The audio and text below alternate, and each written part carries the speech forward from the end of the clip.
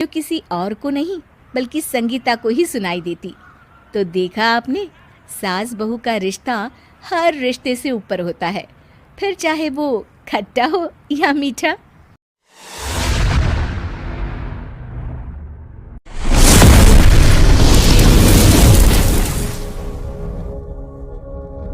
द्वार पर टंगी सास। पंजाबी में कहावत है, सास चंगी होवे या ते दीवार ते टंगी होवे। संगीता की शादी भी एक ऐसे ही घर में होती है जहां उसकी सास दीवार पर टंगी होती है। ससुर और पति शादी के पहले दिन उसे सास के फोटो के सामने ले जाते हैं, जहां ससुर जी कहते हैं, बेटा बेटा संगीता, ये तुम्हारी सास थी, बहुत नेक और भली, लेकिन थोड़ी गुस्सैल थी। गुस्सा आने पर सब तहस नहस कर देती थी, पर अब ये इस दुनिया में नहीं है। हाँ संगीता, माँ होती तो तुम इनकी कोई बात टाल नहीं सकती थी, वरना तो माँ घर में भूचाल ले आती। संगीता मन में खुश होती है कि अच्छा है कि ऐसी औरत अब इस घर में नहीं है, लेकिन दिखावे के लिए वो जैसे ही सास की फोटो के सामने हाथ जोड़कर खड़ी होती है, ये क्या? सास उसे देखकर मुस्कुराने लगी।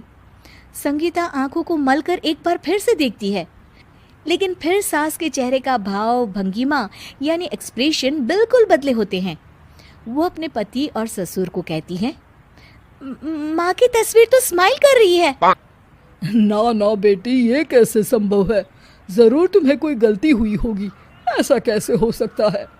लगता है तुम शादी की सारी फॉर्मेलिटी करते करते थक गई हो, तुम्हें आराम की जरूरत है संगीता।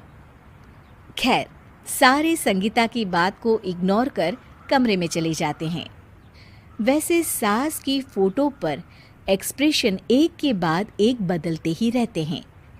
सुबह होती है, पति और ससुर को काम पर भेजकर संगीता कमरे की सफाई करने में लग जाती है कि तभी उसे आवाज आती है, टेबल ठीक से साफ करो। ऐसे भी कोई टेबल साफ करता है?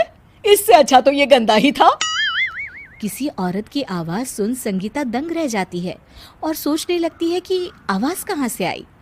आवाज को नजरअंदाज कर वो फिर से अपना काम करना शुरू करती है, लेकिन इस बार तो आवाज बिल्कुल उसके कान के पास से आती है। मेरा घर है ये। जब तक मैं थी चमका कर रखती थी, हर एक चीज शीशे की तरह थी। तुम्हें तो ना सफाई आती है ना कुछ पता है। क्यों तुम्हें मेरे घर की जिम्मेदारी दे दी गई है? पता नहीं तुम में मेरे बेटे को क्या दिखाई दिया। मैं होती तो एक से बढ़कर एक लड़कियों की लाइन लगा देती।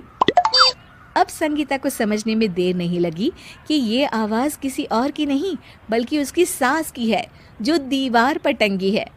वो उसके पास जाती है और कहती है, नमस्ते सासू माँ, मुझे तो कल ही लग रहा था कि दीवार में कुछ काला है।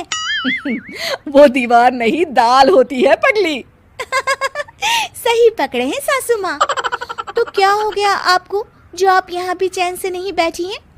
सुना मैंने आपका व्यवहार काफी गुस्से वाला था। चुप रह तू, ज्यादा बकर बकर ना कर। घर का काम करना तो आता नहीं, आई है मुझसे बहस करने। हाँ देखिए सासू माँ, मैं आपसे साफ साफ कह देती हूँ, मुझसे पंगा लेने की कोशिश मत करिएगा।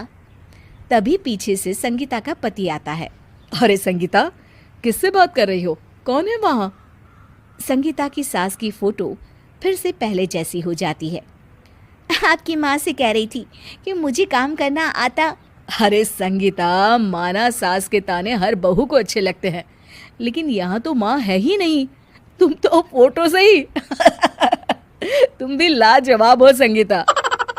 किसी को विश्वास नहीं होता कि संगीता अपनी मरी हुई सास की फोटो से बात करती है। वहीं आए दिन संगीता की सास संगीता को किसी न किसी बात पर आते जाते ताने देती। संगीता को भी अब सास के तानों और उनसे बात करने की आदत हो गई। वो कभी खानदान की कहानी तो कभी तीज त्योहार कैसे मनाए या किसी व्यंजन की रेसिपी सास से ही पूछती। सारा दिन घर में अकेली संगीता की सास अब उसके लिए तानों के साथ पक्की साथी की तरह भी रहने लगी थी, जो किसी और को नहीं बल्कि संगीता को ही सुनाई देती। तो देखा आपने, सास बहू का रिश्ता हर रिश्ते से ऊपर होता है, फिर चाहे वो खट्टा हो या मीठा।